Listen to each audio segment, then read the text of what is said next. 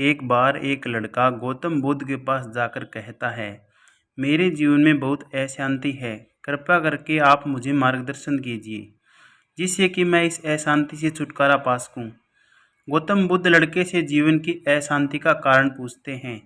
लड़का उत्तर देता है, अत्यधिक विचारों के कारण मेरे भीतर बहुत सारे विचार आते हैं जिससे मेरा मन अशांत रहता है।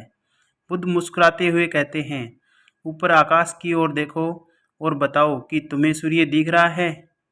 लड़का ऊपर देखता है और कहता है, धूप दिख रहा है। बुद्ध उससे पूछते हैं कि अगर तुम लगातार धूप में खड़े रहोगे तब क्या होगा। वह कहता है, मुझे अत्यधिक गर्मी लगेगी और शरीर में बेचैनी होगी। बुद्ध लड़के से कहते हैं, अगर धूप में खड़े रहने से तुम्हें गर्मी लगती है तो इसमें दोष किसका है, सूर्य के ताप का या तुम्हारा। लड़का कुछ सोचने के बाद कहता है, इसका जवाब आप ही भी बताइए। बुद्ध कहते हैं, सूर्य का काम है ताप देना और ताप का काम है गर्मी लगना। ऐसे में तो दोष तुम्हारा ही है कि तुम धूप में जाकर खड़े हुए जिससे कि तुम्हें गर्मी लगी। तुम्हें अगर शीतलता चाहिए तो तुम्हें छांव में रहना होगा। ठीक इसी तरह चंचल मन का भी स्वभाव होता है, विचारों और भावनाओं को जागृत करना। विचार क्षण भर के लिए होते हैं, लेकिन विचार से पैदा हुई भावनाएं देर तक टिकी रहती हैं।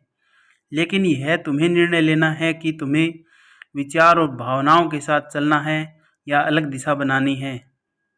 बुद्ध कहते हैं, मन को शांत करने के लिए तन के आयाम पर काम करना सबसे आसान तरीका है। शरीर के स्तर पर हमारी कर्मेंद्रियां और ज्ञानेंद्रियां हैं।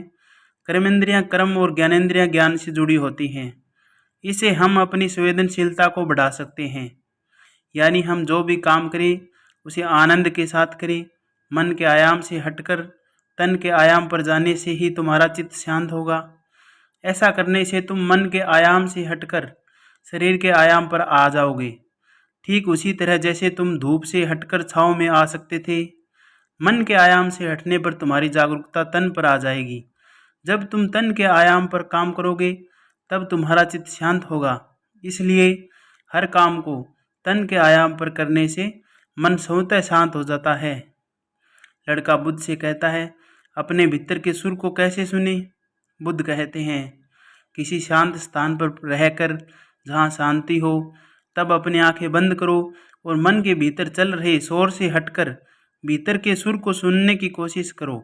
सुर निरंतर चलता रहता है, लेकिन बाहर के शोर के कारण तुम अपने मन के भीतर चल रहे सुर को नहीं सुन पाते हो। जब तुम अपने दोनों कानों को अपने हाथों से बंद कर दोगे तभी मन के सुर को सुन पाओगे। इस तरह तुम मन की अशांति से दूर हो जाओगे और तुम्हारा मन शांत हो जाएगा। दोस्तों, कहानी अच्छी लगे तो चैनल को लाइक और सब्सक्राइब ज़रूर करिएगा। इसी तरह की कहानियाँ आगे आपके लिए लेकर आता रहूँगा। धन्यवाद।